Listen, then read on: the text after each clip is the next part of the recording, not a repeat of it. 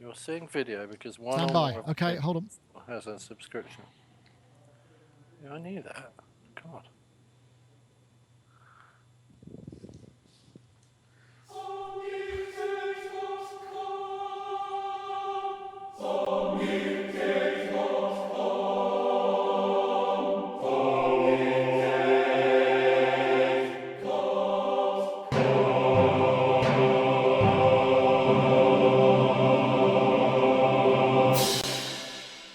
Hello, everybody. Welcome to Sonic Talk number 317. My camera seems to have switched back into that kind of the opposite of cinema vision, where it makes me short and fat rather than tall and thin. So today I am tall. I'm tall, short and fat. Short and fat-er, I should add. Anyway, welcome to Sonic Talk number 317. Goodness me, as we head into summer proper. Hopefully, those of you listening last week, watching last week, enjoyed the show. It was me and Rich Hilton. Rich can't be here this week because he's back on the road. I think he's on his way to Monaco to do some kind of chic-based gig there. That sounds like the sort of thing for a prince, I expect, or some kind of tycoon. Might be a private party. But I do have guests with me. Of course, this week's show is sponsored by Isotope. There'll be more information about that later. But I want to say we have a winner for last week's Iris, and we also have a new competition for a different product. So you'll have to stay listening for that. But now I'm going to switch to my guests. We've got a bit of three-way action here this week, and I'm going to start with Mark Tinley, or I would if I pressed the right button. I'll start with Mark Tinley, who is looking very, just like he's been in the dressing-up box. How are you, Mark? I'm going for the Little Steven look. It's something I said. I saw Little Steven on stage about 20 years ago, and I looked at him and I thought he looks not very clever, and I don't ever want to look like that. And then I've just over the years gravitated towards wearing bandanas and sunglasses. He's the guy who plays with oh God, what's his name? Oh, I've no Bruce idea. Springsteen. Maybe, yeah. All I know is he wears a bandana and sunglasses, and he's sort Little of very Steven. LA. That's not Steve Stevens, is it? No, that's another one. Okay, but just like to say, Stevens is really cool. Actually, I like Steve Stevens. He's also very small. Actually, is he? So maybe that's why you would think that Steve Stevens would be called Little Steven. But anyway, Red Walks in the chat room says the bandana pulls the wrinkles out of the face. That is cracking, because that's like what they call it as a council house facelift, as they call them in this country, which is where you tie your hair back so tight that it pulls your face taut. Well, I tied my hair back so tight when it was long, it just pulled it all out. It just fell out. That's what happened to me. I'm a victim of the 90s ponytail. Yeah, so I thought I'd better get my hair cut. I like the bandana. I might have to steal that look after you, Mark. Anyway, Mark, like being... We could all do it, couldn't we? Likebeing.com. Yeah, I'll get some teardrop aviators and we'll do the same thing. Likebeing.com. So a hot tip is that Aldi do them every year. They have a motorcycling line that they throw at people. So when you're shopping for your Frankfurter sausages and your Swiss cheese, you suddenly come across all these motorbike boots and crash helmets in the middle of a supermarket. That's great. That sounds very much like the Lidl thing where they have the middle aisle where you just, I haven't been to an Aldi. I'm going to save that up for a special occasion. Yeah, I'll let you know. Thank you very much. So anyway, yeah, Mark's with us this week. And I want to say Steve Stevens, by the way, is doing a live blog for us on Friday.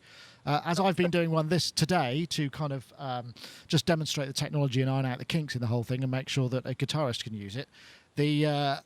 I've been just getting it all ready, and Steve Stevens is going to do one. And then after that, next week, we're going to get Mr. Jordan Rudess is going to live blog us as well. So you'll have a whole day of Jordan. And I'm sure that'll be quite interesting because he gets up to interesting stuff and knows the technology. So I'm looking forward to that. Anyway, that's enough of that. So back to our other guest, Dave Spears. Good Lord, Dave. It almost looks like you're back where you started from, but with more shelving, with a higher roof and what have you. Yeah, so you're in daylight. Yeah, and an echoey room. Do you want to have a look round? Oh, come on, show us. Yeah, let's have a quick look. Okay, I'll see if we can go mobile for the minute. Hang on, I'll just unplug the mic. So, lappy mic. Still working? Yeah, sounds better actually. Okay. Wow. That's my funk corner. Well, it's Clavy, Eminent, Mini Moog, and a really mad drum machine that uses 8-track tapes. I'll probably spill everything now. Yeah, Look. careful. I could just see. Oh, right, cool. Pictures of 70s sexy ladies on the front cover. That rhythm sounds like that. That sounds like Daft Punk. Daft Punk Forwards. rhythms. Daft Punk. Yeah. Always a good thing. Modular. Yeah. I'll play you a note from that. So we made it sound like a mini mic. This is. You got a window. Wait a minute. There's a window. Oh, hang on. I'll show you that as well. Check this. This is really serious. This is why we moved, right? So this is a blind, and the blind goes up and down. But I won't do that. I'll just open the door because I've got my own little balcony. Oh man, you got to just view. be very careful. I've got. Which is it's just like heaven. That is just. So that's cool. I won't. Yeah, as long as I don't fall out the balcony, that might work. Yeah, I'm glad you didn't drop the laptop there. This is my favourite corner. So we've got the Pro Soloist here. And you can see that 5330. Oh, he's gone. Don't believe it. He's dropped his connection.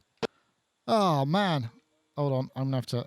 He's coming back though. He's coming back. That's all very exciting. Oh, there was too much for us to take, wasn't it? It was just a bit too thrilling. I threw an Akai S1000 off a balcony once. Did you? From about 4 floors up, and they are unbelievably well constructed. Did it not break? It stopped functioning electronically, but it was still physically like an S1000 at the bottom of the fall, unbelievably. May I ask why you threw it? Was it not performing in the fashion that you'd expected it to? No, I'd fallen out with somebody. Okay. I'm not sure we should know anymore, but that sounds like a very dramatic thing to do. I like the sound of that. It's somehow more rock and roll than throwing a TV out the window. Sorry, Dave, you back? Your video's not back yet. Mark was just telling us about how he threw an S1000 out of a 4th-story window once. Oh, unfortunately, didn't injure anybody. There, Dave, you're back. There you go. Your network just dropped. Oh, it's gone again. Oh man. Well, we'll go back to Mark. The building supervisor was very upset, I have to say. I can imagine. That just sounds, that sounds like a nightmare. Right, we're going to wait for Dave to come back, and then hopefully we'll have a show. Or maybe he'll show us a bit more about what's going on in the rest of his room. But I think his network's going in and out. He did say that he had problems with his network, and they were trying to sort it out. So this looks like that's what's going on, to be honest. But I'm sorry, but I'm sure we can do something. Mark, I can see what Mark's doing. Mark is trying to mess everybody up here. Every time I switch back to him, he looks different. As I will now demonstrate. Look at that. He's changed his glasses, changed his hat. That's it. That's the Mark I. It's still the scarf look, though. Look. Yeah, I got you. I was going for a Gaz style hat there for a moment. I thought Gaz would be on today. You see, that's why I collected a series of hats in case he was on, so that I could. Let me just check that he's not. He seems to be quite good at wearing hats, doesn't he? Yeah, he's not. He's not here though, is he? And we've lost Dave.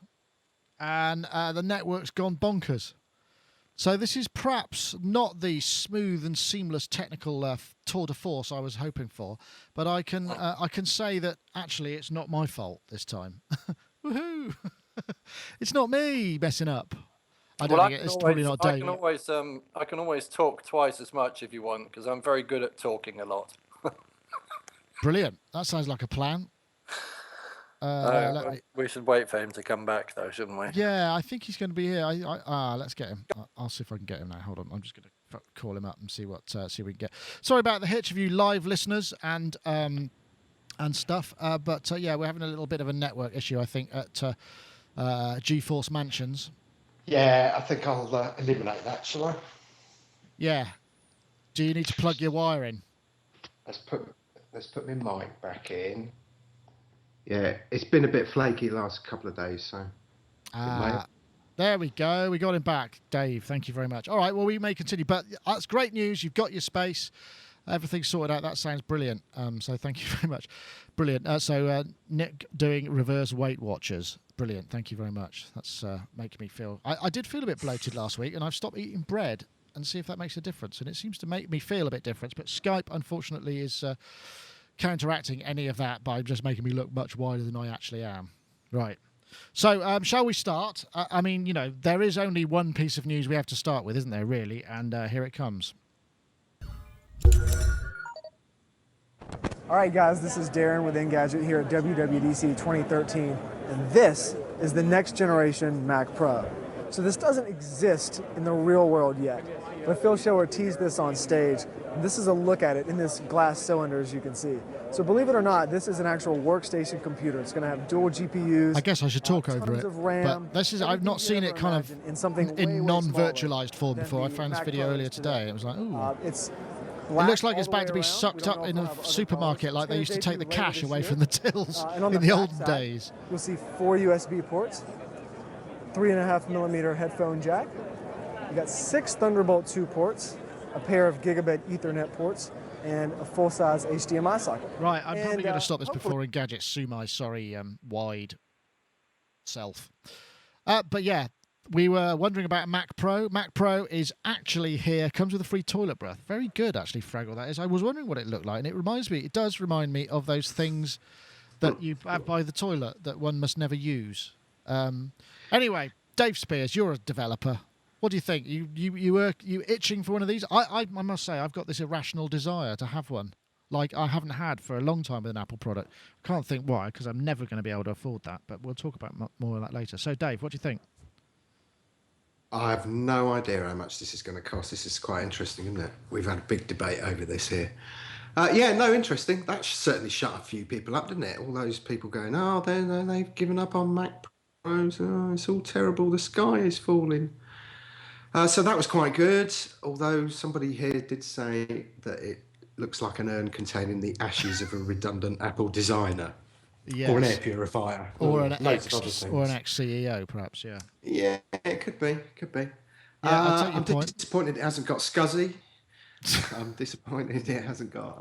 ADB. Actually, I would love to have seen Firewire, because that means that if I do go this route, that means my Firefaces days are numbered. No, it's not. Just you can get a Thunderbolt to Firewire adapter. They are perfect. Oh, yeah, of course. It's not a problem. I'll have it.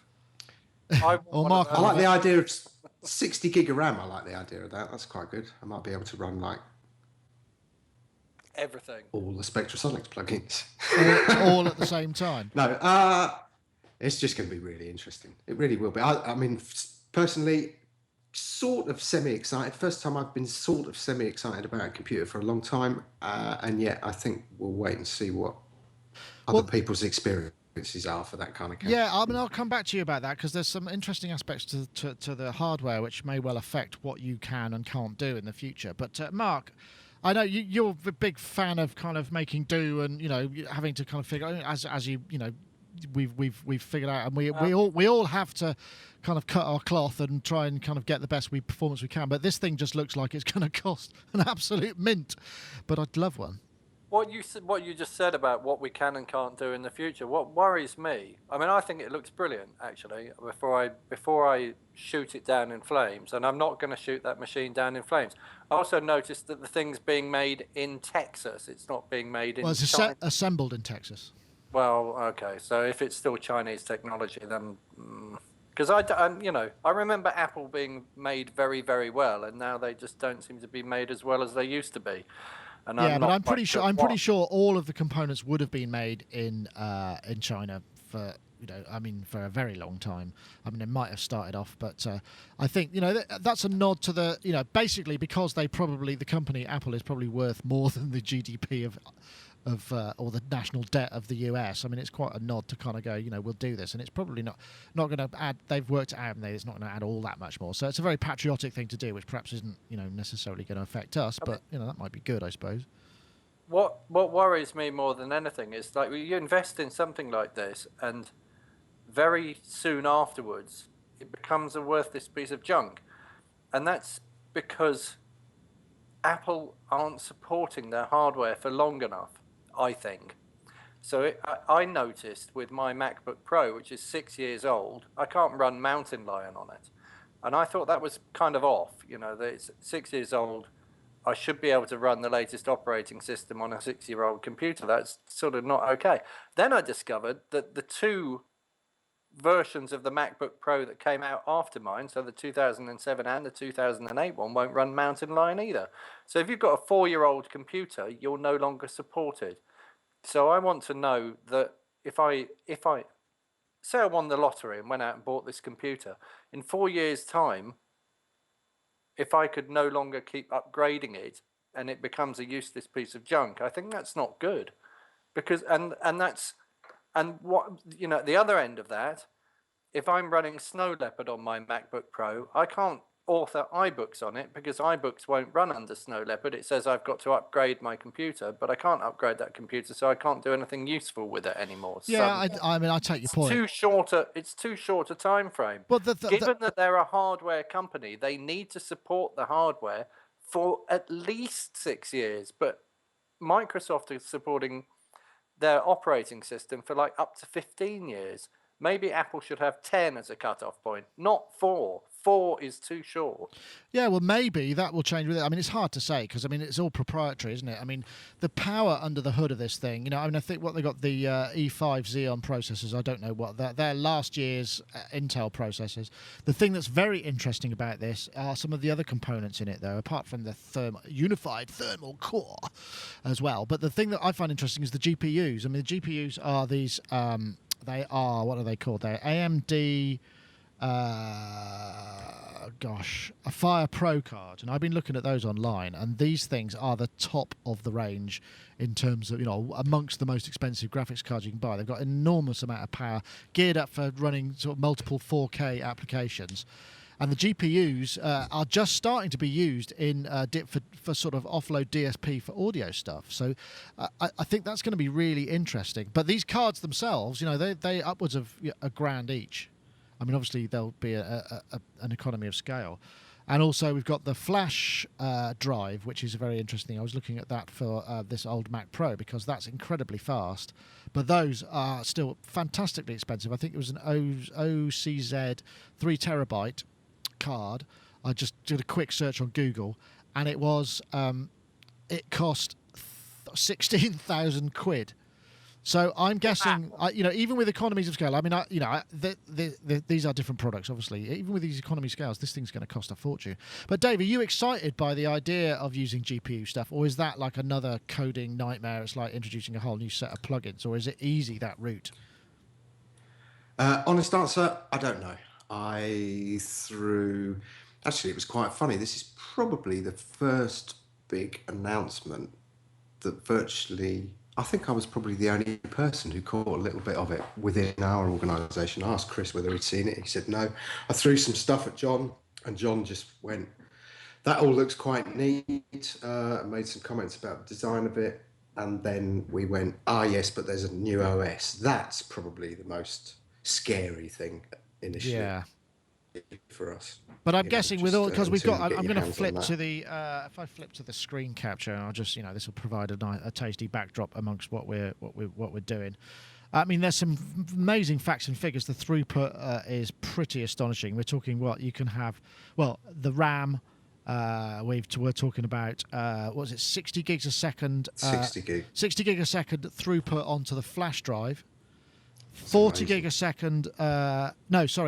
60 gig a second onto the flash drive. 60 gig, I think it's 60 gig to the RAM, 60 gig per second, yeah, memory bandwidth, and you know, over what do we get on Thunderbolt? We're talking 20 gigabytes per second on the Thunderbolt 2, which it's got. So I'm guessing moving these kind of massive amounts of data around is going to require a new OS because it's a completely different. It's dealing with sort of bigger chunks, presumably. So they've announced OS X9 though, haven't they? Is that Maverick? Is it? That's what it's called. Yeah. Oh. So it's a bit Top Gun, that, isn't it? I'm not sure. Mark, you've got to put those teardrop aviators back on, in homage of Maverick. Yeah, absolutely. Yeah. So I think they should use you like that on the cover of the box for the, you know, for the poster shot. I've got fire now. Fire. You got a jet fire coming out of the back of your head. Yeah. I don't know. It's I am the fly. The fly. I mean, there is some serious issues to this, because obviously this is moving from everything in the box, like we have with our current Mac Pros, where we can stack 4 drives in there, we can put loads of peripherals, you know, we've got PCI cards, we've got all of these things we can do internally. It's pushing it all outside. So, you know, whatever this massively powerful sort of core will do, we're still talking, you know, we can chain up to 36 Thunderbolt 2 devices. You know, at the moment, a cable is 20 to 30 quid. So we're talking, you know, 1,500 quid nearly on cables to connect up to 36 Thunderbolt devices, not that barely 5 exist. So, I mean, this is all very notional, but what I'm saying is all of this stuff is going to go outside of the box. So we're going to have these huge, you know, this beautiful form factor with all this junk kind of hanging off the back of it, and it's just, it's a very strange, it's cable selling device maybe, yeah. Do you think that gives you a clue? Because if you've got an astronomically fast computer with lots of Thunderbolt ports on it, then maybe if I'm running a business where I'm editing lots of video and I've got 5 editors working for me, instead of going out and buying 5 machines, I buy them 1 machine, hook them all up to a screen via Thunderbolt, and they all use the same central core and they all process on the same machine. Do you think that's possible? Do you think it's fast enough to do that? Because I can't think what the hell you would use a machine this fast for. I mean, I can. Can you? Yeah. What do you use it for? Video. But like full frame, full screen, non-compressed. Well, I mean, bear in mind, right? So what's happening at the moment on this central computer, right? I've got transcoding. I'm switching the video in real time. I'm scaling and capturing screens. I'm doing all of that stuff. I'm also running Flash Media Live Encoder, which is transcoding the output of this switching program into the live stream and uploading it. And I'm also mixing various and it really does struggle. I'm also capturing screen from look, I mean, you know, this is not what I'd call a sort of fast refresh uprate. If I had this plugged into one of those, I mean, assuming any of the software I'm currently running would work in the new, you know, it's going to be an issue. I mean, really, where it's going for is 4K video, because that's coming, you know. So 4K video, which is, I don't remember what the resolution is. It's 3,000 something by 2,000 something size screen. So that's where we're talking, and also being able to render real-time effects and all that sort of stuff. I mean, as an audio workstation, I can't imagine how you'd ever run out of. You just wouldn't. No, you could. I mean, in our world, in audio world, we could run thousands of tracks of 24-bit 192K audio, right? And it just wouldn't struggle with it at all. Well, not only that, but, you know, when you're running parallels, for instance, you've got virtual machines, you could be running a really super fast virtual machine alongside, or maybe more than one, multiple virtual machines, all doing audio real-time processing at the same time and piping it back into, you know, the other machine. So, you know, there's a lot of potential there. I mean, that's the thing. It's got all this potential. I mean, people are moaning about the upgradability, but it's so extremely powerful. Even for, you know, it's going to be, I can't think of any machine that's currently built that comes even close off the shelf. I mean, you know, there isn't anything as far as I'm concerned. But it's going to cost. It's got to cost a fortune. I think it's going to be $5,000. I mean, I speculate it was going to be 2.5 minimum, but I think it's going to be more like $5,000. So what, 3,500 quid? I mean, I just don't see how it's not going to be. So to set up, like, you know, with your audio cable. So if I want you know, I need a Thunderbolt cable that's going to go into my drive array, I hope, because I'd like to see someone bring out one cable going into 3 or 4 caddies that I can put naked drives in and just work and leave it behind the thing and it'll all be fine. That's going to need that, unless you have individual, you know, Thunderbolt cable for each one. That's going to cost me thousands. It's going to cost me absolute, you know, $8,000, $9,000 just to plug shit into it. Excuse my French. And that's the thing that's scary, because, you know, we've been moaning about, we need a high-speed kind of top-end thing, and now they've given us one. I'm thinking, oh, that's a bit too top-end. Can we just have something a bit less powerful than that, please? Which is what I quite like about it, actually. It's ostentatious almost in its power, isn't it? Because it's kind of, it's been, people have been moaning and moaning. Where's my new MacBook? Where's my new Mac Pro? And then they've kind of gone, here. Yeah. I mean, you can tell they've been working on this for years, I reckon. Yeah, I'm pretty sure Steve Jobs kind of had a big hand in this. He's into extruded aluminium, isn't he? And that's what the middle of it is, you know, so. Yeah, you see, I like the idea of all the drives being external and whatnot. But in fact, one of the things that came up here is that actually wouldn't surprise us if Apple actually make a Thunderbolt PCI Express enclosure, just to sort of speed everything up. Oh, it'd be great. I mean, because I saw one on eBay recently, and I nearly bought it just because it was available and it wasn't all that expensive. But it is interesting. I mean, from an audio point of view, it's just massive overkill. I can't imagine how you'd ever, I can't imagine how you'd ever need it. It's definitely geared to the 4K video, guys. Definitely. Yeah. But we know. Yeah, absolutely. We all want one. I mean, I'd love one, but I just can't really see. There's just no way we could afford it. It's just ridiculous. I mean, it costs us so much money to kind of recoup that sort of investment. But yeah. But all that technology will find its way into all the smaller products as well, won't it? So I mean, processors are just going to continue to get faster and more efficient, and then I'll have a MacBook Air that I can fold out of a suitcase. It'll fold up the size of my phone, and I'll be able to unfold it, and it'll be as fast as that thing one day, and have like, well, yeah, of course, 24-hour battery life, and who knows what else. I mean, ultimately, that's going to be the case. I mean, what do you think, Dave? I mean, what do you think?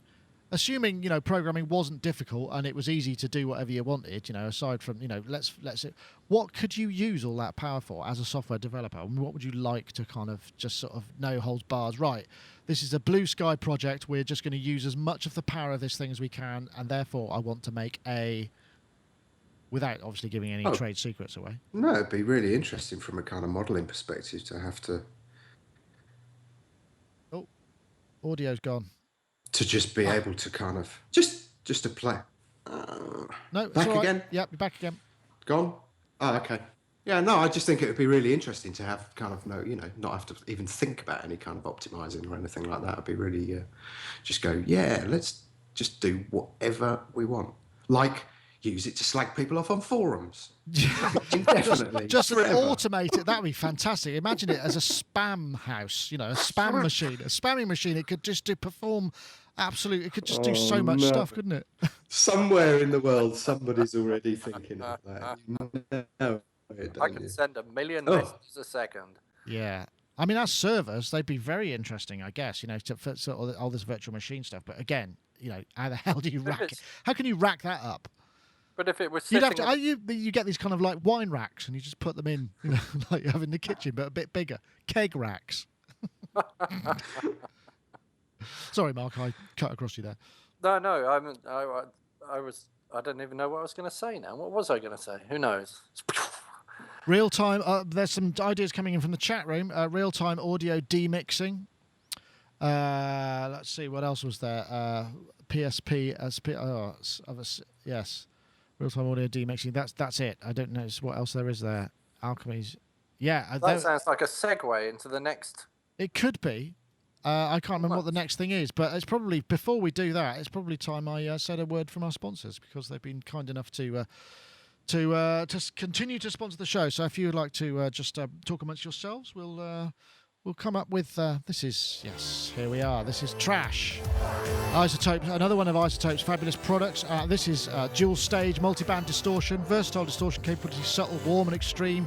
You can go beyond distortion. It's explore sonic dimensions with the screaming vowel formant capable dual filters, delay, dynamics module, convolution engine, so you can inhabit a space or object and load impulses and morph your audio.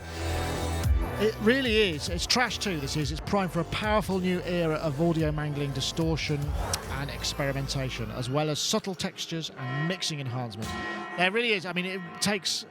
lots of people swear by Trash 2 in terms of getting it to just really make your sound completely different. It's almost like a sort of distortion designer with so much extra stuff. And you can get a 10-day free trial, as with a lot of Isotope's products, isotope.com/trash. So don't forget, 10-day free trial, isotope.com/trash, and that's Trash 2 available now. And of course, we have been running some competitions. Last week's competition was for the giveaway of Iris, which is the spectral synthesis engine synthesizer, and that's won by a chap called Tony Took. And the idea was, we wanted you to leave in the comments what's the weirdest thing you'd sampled. The weirdest thing I've sampled was the day I added curry powder to baked beans. The side effect of this was a fantastic concoction, the most grumbly stomach ever. I thought I needed to record this and raided my toolbox for a piezo transducer and a makeshift contact mic. The results sounded like Predator eating popping candy. Now that sounds like something I quite like to hear, and it sounds like Mark may have already imagined. There he is. He's in Daft Punk mode now, almost. That's looking pretty good. Or are you just going to go and rob a bank? I'm not sure. So I was yes, thinking more like I could be, the Sonic State Stig. Except we know you are now. You'll have to surprise you. Anyway, let me just finish up this ad. And Tony Tuck, come and get your version. I will contact you via YouTube. Left your comments there. And this week we have a competition for Isotope Trash. So to win your full working copy of Isotope Trash 2, what I want to know is what is the most... What have you thrown away? Thrown in the trash, hence the key, the link up with trash. What have you thrown away and regretted? Try and keep it musical and leave that in the comments below, either in the embedded video in the Sonic State site, or if you're watching this via YouTube, leave it in the comments below and we'll trawl through them. And together with Isotope's Demon staff, we will pick a winner and that'll be announced next week, and that person will win a copy of Isotope Trash. But don't forget to download your 10-day free trial, isotope.com/trash. So, yeah, there you go, Mark. There he is. He's the Stig. I'm in clutter therapy, actually. Clutter therapy? What does that mean? I am in clutter therapy. Well, I've got a life coach helping me to declutter so that I can move house. And I could name 100,000 things that I've thrown away and then regretted. And now I'm desperately trying to sort of give things to people and throw things away. And it's just so hard. And I can tell because you seem to have got at hand a load of hats, helmets, sunglasses, just immediately at hand. So these are presumably things you're not throwing away, right? Well, if anybody wants a crash helmet, actually, I probably do have a couple of spare ones. You're skid lid. I mean, things like, I've got 1 megabyte RAM sticks from a Macintosh LC. Yeah. Why do I need to keep them? I don't think you do. Just in case, they might be useful one day. For what? I don't know. Yeah, I think for what is the key question, definitely. But yeah, there's a lot of things that we've all thrown away. I know. I mean, even it could be hardware, it could be files that you've accidentally thrown away and just gone, oh no, not that. I know Gaz had that story where he threw away what was it he was doing? Oh yes, his entire recording on the Teenage Engineer in OP1. So that was one of those. But I'm sure we've got great stories. Now we've done the Mac Pro. I don't know if anyone wants to bother with iTunes Radio because that was the big announcement too. That's kind of like the sort of Pandora stroke Spotify type. Well, it's not Spotify. It's kind of recommendation radio that they're using. But it struck me. Last FM. It's Last FM, isn't it? What did you say, Dave? I said, yes, animatedly. No, I hate all that. I don't know. I'm kind of getting really fed up with these intelligent algorithm-driven things that feed you stuff that just feed you what you want. Challenge for a change. Yeah. By this particular song, send me something completely different that I may be interested in, that may inspire me, that may open up. Anyway, yes, all right, I'm going to shut up now. Well, I'm guessing I'm not getting much love in the chat room for this, so perhaps we should pass on. But I just wanted to point out a couple of facts to this. Obviously, since they introduced Genius, that was, I think it was kind of, well, let me think, it was 2008 they've been collating this data. So they've got all of this recommendation engine stuff. But not only that, they reckon it's going to be $24.99, but they've got such a massive user base. They could be generating up to, God, what was it? Something like... $8.5 million a month to give to the record labels just for sort of free money based on these kind of things. So, no wonder that the industry's getting a bit excited about it. Obviously, that's kind of, They have no idea what I like, that bloody Genius thing. I switched that thing on and it recommends all sorts of bands that I absolutely hate. And I can't understand where it's getting the relationships from. It's kind of just, I don't know. It's just so wrong. I got the same thing at Amazon. In fact, I cancelled my Amazon account because of all the recommendations, because it thinks that I'm buying for me when when I'm generally buying for people's birthday or Christmas presents. It just reminds me of that joke, dear spammers, I already have a fake Rolex. Yeah. Do you know what I mean? Well, it does. There is the danger of it turning into like getting those Facebook ads that I'm beginning to get, which is sort of for Saga cruises and hair loss and stuff, and it's just like, do you know? Well, obviously, hair loss. Mine are always for local women that are looking for mature men. Yeah, I get a lot of that too. That's like, oh, yeah. And she has extraordinarily digitally enhanced features. features. Yes. Yes, I think was the word you were looking for.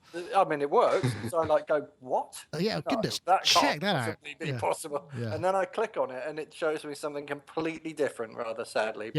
Yes, I know what you mean. Well, as Goldfrapp in the immortal worlds of Goldfrapp, only clowns would play with those balloons. As it goes. Anyway, so which I only figured out recently when I was listening to the lyrics. Like, nice one. I like that. So we'll skip that then. Let's have this. This is good. This is the. This is.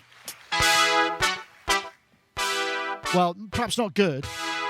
Just frankly bizarre. This is Thomas Dolby sporting. Rocking the Akai MPK 25 by the thing. Very nicely, actually. Stage, Mr. Buzz Aldrin. And Father Ted. This is a bizarre thing. This is from the Smithsonian conference, which was something to do with The Future Is Here. And it's dancing like your granddad. I mean, he must be fairly getting on a bit, but when he starts it gets involved in the song. It's just absolutely brilliant. Science!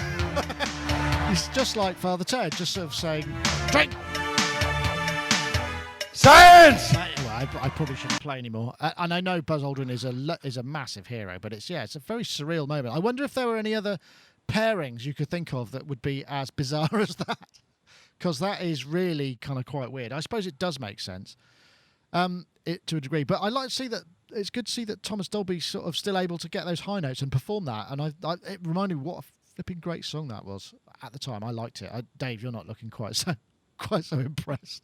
Look at that. I did like it. I did like it at the time, but now that just kind of ruined it all. I don't want to be strange. There's not. What can we say? But nice. I wanted to know what was going on the screen behind him, because that clearly had something to do with it.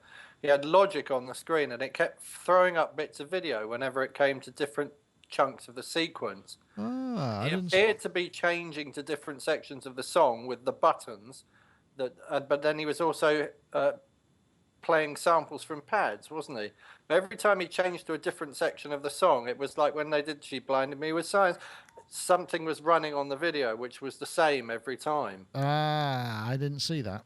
So he's obviously done some very clever logic setup. But if you go to 1 minute and 17 in that video, he says something to Buzz Aldrin, and he sounds exactly like Ken Dodd. Who, Buzz Aldrin or Tom? No, or Dolby. Dolby, yeah. Says something like "tickle me fancy, missus" or something. Okay. Anyway, just a bit of fun. I posted that. It seemed to do quite well, but I suppose there's not really much to say in afterwards, apart from go and see it. It's just sort of one of those jaw-dropping moments. But let's have a look at this. This is also a big jaw-dropping moment too.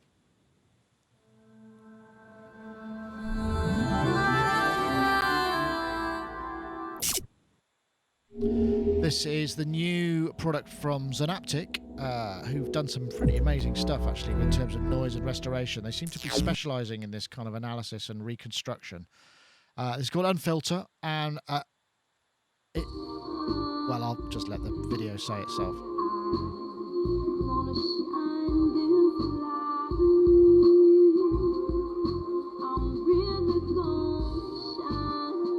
I was wondering what have happened to this audio to make it sound. There we go. And it just basically flattens out this kind of weird combing filter and just bandwidth limited stuff. Just really, really impressively, actually. And then you can add EQ on top of that as well. And there's a few other examples. I mean, a lot of them are to do with sort of post and stuff. I'm supposing, perhaps if you've got the instance where your main mic has not worked in a video and you're working on the film stuff, or there's another mic further away that sort of sounds horrible and you want to kind of make it sound more fulsome. It just seems like a very useful thing. I mean, I am clutching at straws at how I could possibly use this, but I was also amazed at how well it did the job. Dave, have you got any things you could use it for? I don't know. I was thinking of that when I got the show notes, but it is incredibly impressive, and I really like their little motto, "Science, not fiction," which I really like in the kind of world of software, because there's an awful lot of fiction that goes on. But this is just quite amazing. And I love the idea that there's a company who seem to specialise in undoing all the other stuff that everybody else has done. I don't know. I find that really contrary, and I like it. I mean, I don't know what I'd use it for. I'm sure that I would have to have it, and I would find a use for it. Yeah, I mean, I think in terms of post, it definitely has use, for video and what have you, flattening stuff out, or if you've and also sound, forensics, I suppose, forensic audio, if you're trying to kind of uncover sort of perhaps badly recorded surveillance or whatever, which I suppose is a use. But there must be. I mean, I just think that some of the stuff they did. What was the other thing that they did that was really cool? It was the reverberation adding and taking away, wasn't it? It would take the space away from things, which was really, again, another really impressive. Yeah. Obviously, very smart chaps. No, Mark, got a use for it? Like Dave, I couldn't immediately think of a use for it, but I did click the buy button and I nearly bought it, but then I realized I didn't have enough money in my PayPal account and I wasn't going to be able to afford it at the moment. And then I thought, well, I'll download the demo because there's one thing that concerns me about it, which I'll talk about in a minute. And then I thought, I don't have time to look at the demo at the moment, so I will download the demo because I want it to work for a few days before it expires or whatever. Maybe it doesn't expire, but my concern about it is if you've got that much filtering on something and it uses a similar process to match EQ, it must do something like that. It must analyze the EQ and then it must think about the kind of response curve that it wants to end up at, and then it must do something clever with the EQ to kind of change it from where it is now to where it wants to be. If somebody's filtered absolutely brick wall filtered all the high frequencies out of something, in order to make up enough gain to get those high frequencies back in, it's going to have to put an astronomical amount of gain up in the high frequencies. Must be some noise reduction going on as well. There must be like a whole shitload of yeah, an awful lot of noise, which it's going to introduce noise into the equation as it kind of sorts that out, isn't it? So yeah, that's an interesting point. Try it and just see how much. And then the other thing, they probably sell you another plug-in to combat that. Perhaps I don't know. Clear up all the grunge.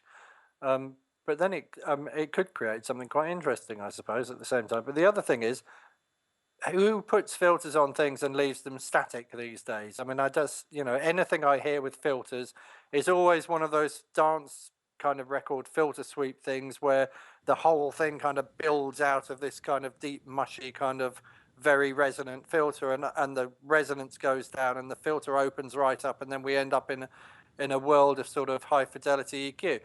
And it has to be able to track that filtering and to follow that filter opening up for it to be effective at taking the filter off, right? So I'm wondering whether it can do that or not, because if it can't, then it's just yeah, but I mean maybe that there's some things if you're talking about there's nothing there at all from like 200 hertz up, I mean expecting it to reconstruct from that might be a little bit unlikely, but it'd be as Ed says in the chat room, it would be good for recovering location recordings and what have you. So I mean that's absolutely brilliant. I mean that's exactly what I would use it for like making things that I've recorded really badly sound good. Well, there's a few bullet points as to what it does. Let me see. I've got the website up here somewhere. Unfilter. Yeah, if I switch to that, then it might actually show up. There we go. Unfilter. It basically, just say it's $399 US, euros 369. It just does. Exports the measured filter response to or import it from a linear or optimum phase impulse response. So I guess it can.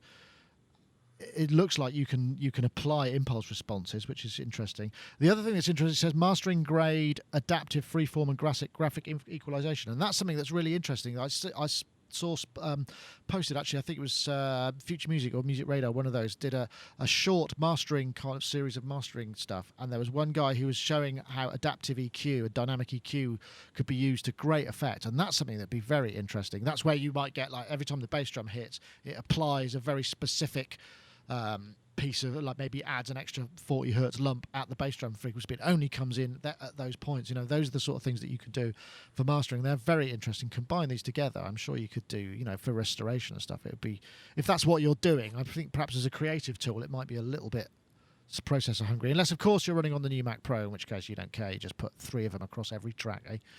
But that's what it says. I mean, when you go to download the demo, it says this is incredibly CPU hungry, and you can only, you know, don't expect to be able to run too many instances of it, and it might make your whole system slow down. So, you know, it's a bounce, isn't it? You process and bounce. That's why it would be restoration, I guess. I mean, because you can physically see the shape of an EQ in the window when they're showing that video. You sort of see a pink line that shows the physical shape of the EQ. If it can work that out, it's entirely possible that it could track something like that. But I mean, unlearning different kinds of resonance and different pole frequencies, if you're switching through those as well, I don't know. I'm going to have to try it and see what. Yeah, well, let us know. I'd love to know how you get on with the demo, because I haven't had a chance to download it. In fact, that's it. And none of my machines here are particularly, probably aren't fast enough to run it. In the same way that Isotope kind of bundle all their tools together in a sort of bundle, I would hope that these guys have got something like that, where I could go and buy Unveil and Unfilter and what's the other one? Unreverb, or is Unreverb called Unveil? I think it's Unveil. Several different tools, all of which look really interesting. They do, yeah. I'd like to check them. Well, they've got what have we got here? We've got Pitch Map, polyphonic pitch processor, allows processing of pitch of individual sounds within mixed signals in real time. So it sounds like something a bit like Melodyne, but different. Yep. Unveil, which is the de-reverberator, which was pretty cool. I think actually last time PJ was on the show, we dealt with that, and it sounded Unchirp. I think that's for removing birdsong from. No, it's for it removes artifacts with low bit rate lossy audio encoding. So I'm guessing again, this is very much restorative stuff. So yeah, that sounds like that could be unbelievably useful, actually. Yeah, maybe if it could get rid of all those weird little bell artifacts that sort of end up in things. But I mean, if they create something like that and it works, then something like that could end up in a DSP chip on your phone, so that when you download MP3s from a sort of a slightly rough source, it can kind of fix them in real time for you. And oh yeah, man. I mean, that's the holy grail of all of this stuff, isn't it? I mean, that's what anybody can build. I mean, in fact, as far as I understand, Isotope do a bunch of that stuff. You know, the kind of musical creative stuff that they do, which is the fun stuff that we kind of are exposed to, is only part of their business. They do all sorts of things. They license to sort of the big comms companies that offer controlling noise and, you know, noise, all that sort of stuff. They do all of these things that, and so companies like this, that's exactly what they're looking for, I think, because that's the way you get the big bucks in, you know, in the same, you know, for sure. You can have an un-auto-tune plugin now. Un-auto-tune, yeah, that's a great idea, isn't it? As a Zen artist says, unsuck. The unsuck plugin. That sounds like a good idea. I've got a Zen Bell here. Oh, that's nice. Can you show it to us, or is it too big? No, it's a small Zen Bell. My friend Robin lent it to me. Oh, I've never seen that. I've seen I thought you were going to show me one of those singing bowls, but it's a very pure. Oh, is it 3 notes? You got 3 notes on it. I've got I thought for a minute I was going to hear "Welcome to Valley Lines," which is if you've ever been to Cardiff Arms Park, if you've ever been to the Cardiff station, Central Station, there's a very insistent jingle that happens, and there's also one in France as well. SNCF does bub bub bad up. Don't know if you ever heard that as well. That's just come to my head. Yeah, that's another. That would be a great jingle to have made, and it licensed that across several thousand French railways. Anyway, I am rambling now. It must be close to the end of the show, because I've got to the last couple of topics and they both look pretty uninteresting, to be honest. And have got what did we get? Oh yeah, there's another piece of software that's apparently able to recognise. Oops, that's not what I meant to do. Recognise a tune in less than 3 notes. That looked brilliant. It looks brilliant. So this was on Engadget. Can you identify? And what it does apparently is it takes 3 notes and it can sense the genres. I think is what it actually can do. But it's interesting technology and it's very, very fast. And actually, what it's come out of is more to actually analyze speech patterns, so that if there are medical diseases where your speech starts to go, then this can pick them up and start to diagnose, which is really fascinating. But that's the serious side of it. The other side of it was how good are you at naming that tune in kind of several notes? Because I know when I'm in the zone, I'm pretty good at that, or anything backwards or whatever. I can recognise sonic fingerprints, and some people can, some people can't. I mean, not everybody could do it. I suspect that probably us 3 are fairly adept at it. I don't know. Pretty good.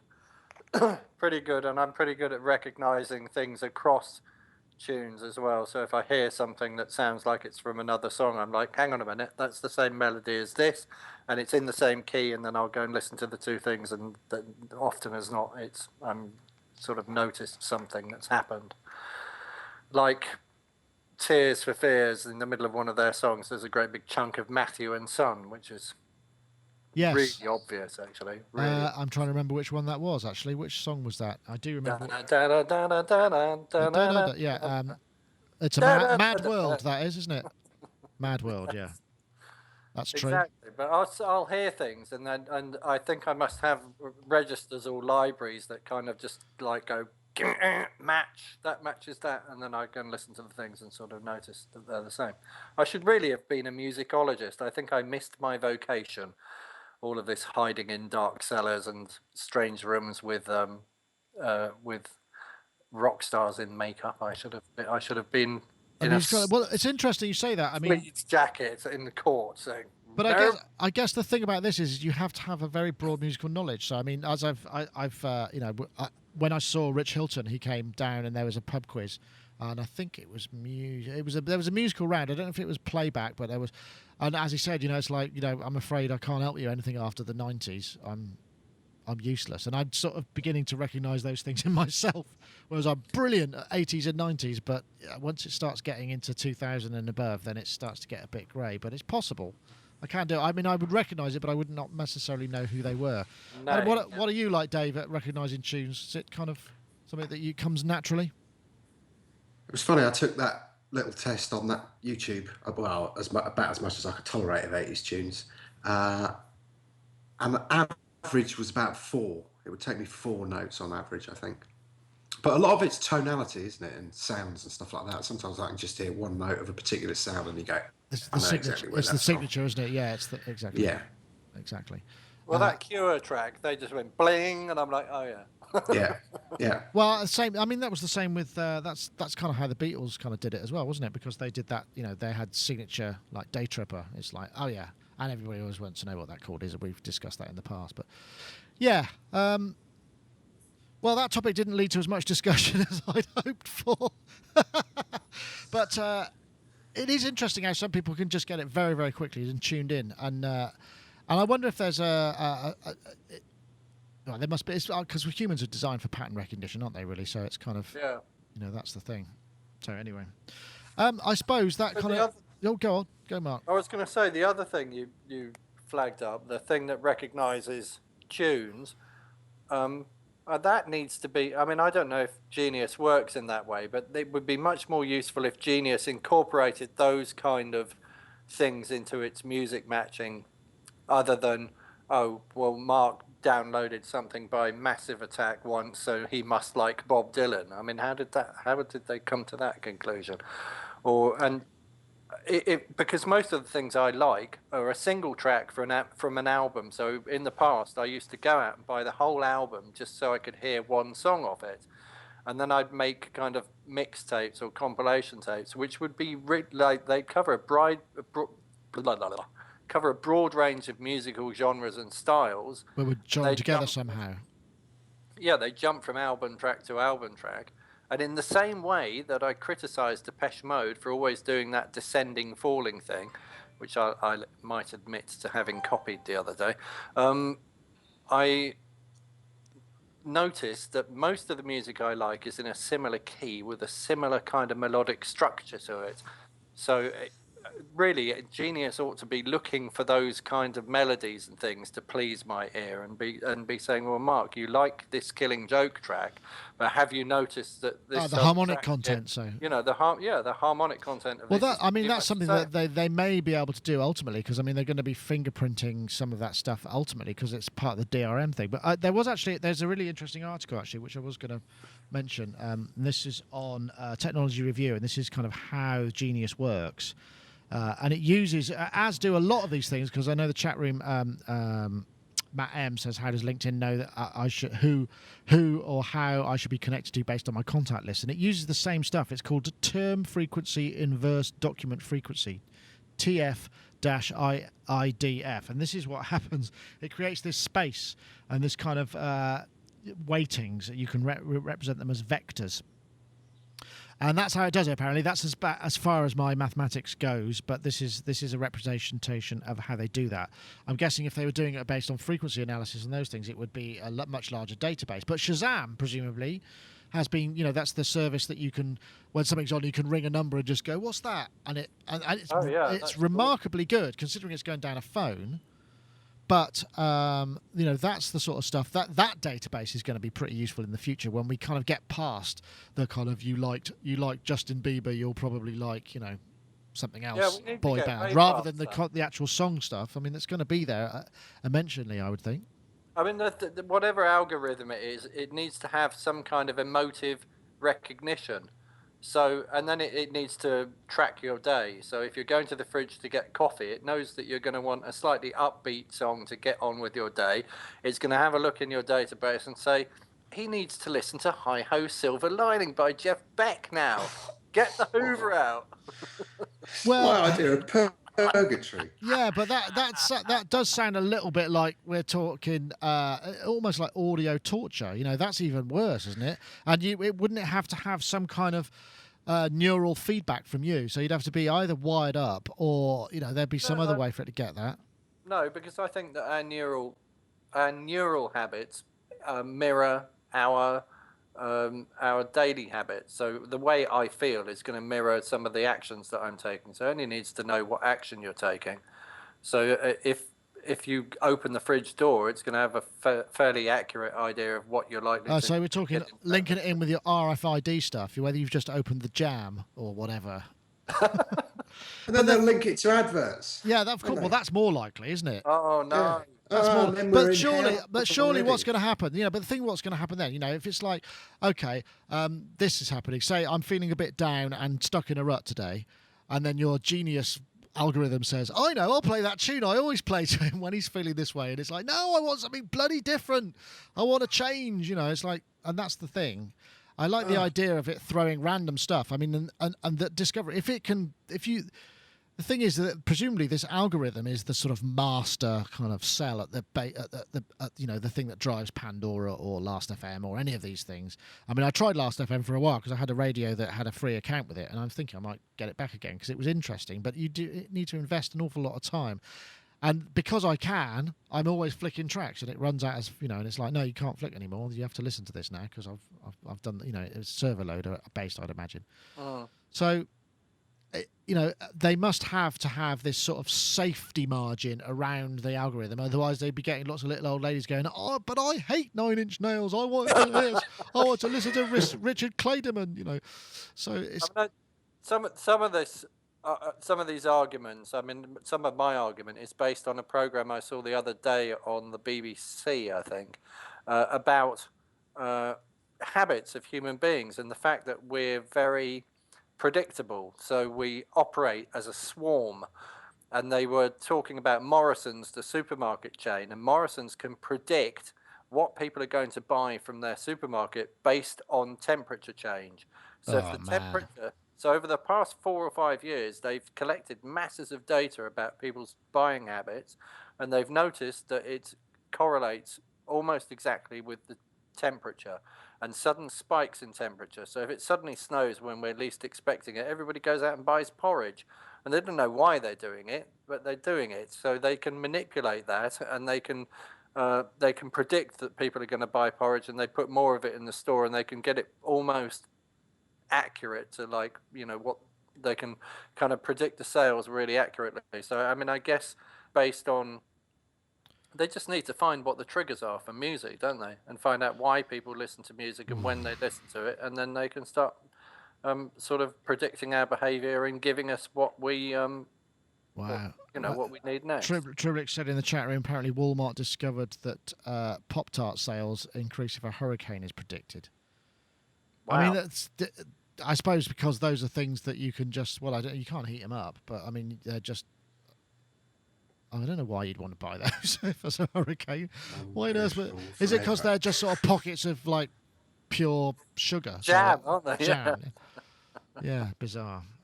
Anyway, it's been a bit rambling. Cold Pop-Tart, yes, that would be more likely. So if it was a hurricane, you'd have cold Pop-Tart. I'm not sure what that would be like. But I do know that Pop-Tarts themselves are one of the, you put them in the toaster or something and then try and eat them. I think there's a lot of hospital visits based on people eating Pop-Tarts. Yeah, they're evil, aren't they? Yeah, I think they're very burny. Yeah. Why not just buy some wood planks, says chocolate Pop-Tarts for the... Oh, right, okay. I guess there's a few fans of chocolate Pop-Tarts and Pop-Tarts of all kinds in the chat room. But I think that's probably it for this week. Thanks for listening. I do encourage you to, and all those who've been watching the live blog, like I said, there'll be more to come. And I probably keep posting today, although I'm not entirely sure what I'm going to post yet. I did rather run out of inspiration, but I'm not doing anything particularly interesting, so I might take a few photos of the nooks and crannies of the office or something. Anyway, that's beside the by. Dave Spears, thank you very much for joining us and showing us around your office, and I hope your bandwidth is more predictable in the future. This is kind of weird because this is a 30 meg line, and when I do a speed test, it's bang on 30. Are you on wireless or wired? I'm on wireless. Yeah, that's it. You need to get a wire in here. If you get a wire in, I got one of those range extender things, and then that seems to be hiccuping. So we boosted the old megahertz on the actual router itself, and I've got a crystal clear signal, but obviously it's just dropping it. Yeah, it drops out. That's the thing. I would recommend getting a wire if you can. Just if you can't, you can't. But that would be the way to do it. Or bring the router in here and have everybody else in the house have the crappy Wi-Fi signal. Now there's a good suggestion. I'm not sure that would go. Anyway, Dave, thank you very much for joining us, and I hope you find all your stuff that you probably haven't found yet, and things. A bit of a tip: I went and bought a table. I thought, I'll get a nice desk, new desk. So I suffered IKEA, which is just like purgatory, isn't it? Yeah. And then I thought I'd be able to kind of nip in quickly, ask for the desk, queue up, buy, and then it would all be over. But it wasn't. It went on for bloody hours. Yeah. And when I got it home, Chris and I assembled the desk, which is nice. It's a nice glass top desk. Mice don't work on glass top desks, even frosted glass. So I had to go and buy a bloody Magic trackpad, and then I moved the computer to the other side of the room. And then I had to buy another one of those because a little thing. I got those. Which because I've moved the computer to the other, but that hasn't got the buttons, which I've set up all for my Logic scenes and whatnot. So it's just like life and technology. Next time, John and I have decided we're going to make marimbas on a beach somewhere. Marimbas, nice. Out of driftwood. Yeah. Sounds wonderful. Shipping might be an issue. Thank you. Anyway, Dave, thank you very much for joining us, and I hope it continues to bring you joy, your new space. Mark Tinner back again. We have the little Stephen Mark back now. Little Mark, perhaps, with the teardrops, the aviator. Oh, no, not Little Mark. No, Little Mark, no. Anyway, Mark, thank you very much for joining us. Like being, of course, don't forget to go over to tvmaniamusic.com. Was it got? Yeah. To check out the remixes and all of that kind of stuff. Vanilla Ice, Synthbeast says in the room. I think that's a highness thing to say. Synthbeast doesn't look anything like Vanilla Ice. Vanilla Ice. Yeah. Can I have something out? Easy Rider. Yeah. Easy Rider. Yeah, exactly. Yeah. Easy Jet. I started my motorbike up the other day. I managed to get it going. Frightened the living daylights out of me because it went off with a big bang, revved it up in the shipping container and got lots of fumes and everything. But I I can stand on tiptoes now. I want you to know, which means I can change gear on a motorbike. So of course. So you'll be back on be terrorising the roads of Bedfordshire. Absolutely. Yeah. And I'm moving down your way soon. So if I keep the bike and it makes it to Glastonbury, I'll come and visit you on it. You'll probably hear me from about 10 miles away at the moment. Oh, that'd be fantastic. So you are going to be coming down to the West Country then? We are. The house is on the market. If you want to buy a nice house in Biggleswade in Bedfordshire, send me an email. It's a very nice house. Excellent. Nice seller. And Gina's changing jobs slightly. So it's all planned. Wow, It's all, how exciting. Yeah, we'll be there soon.